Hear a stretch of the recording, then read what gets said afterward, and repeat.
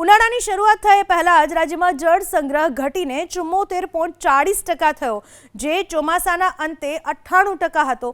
આ સાથે જ સૌરાષ્ટ્રના જળાશયોમાં 60% અને કચ્છ જિલ્લામાં માત્ર 40% જ જળ સંગ્રહ છે।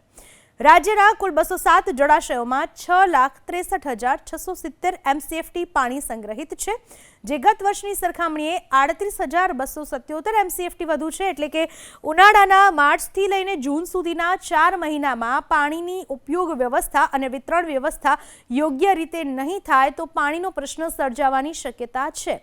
3 માસમાં જળસંગ્રહમાં સૌરાષ્ટ્રમાં 28%ની સાથે ગુજરાતમાં 21%નો ઘટાડો થયો, જ્યારે કે જીવાદોરી સમાન ઓવરફ્લો થયેલા નર્મદા ડેમમાં 4 મહિનામાં 24% જળસંગ્રહ ઘટ્યો, એ ચોમાસાના અંતે 98% હતો।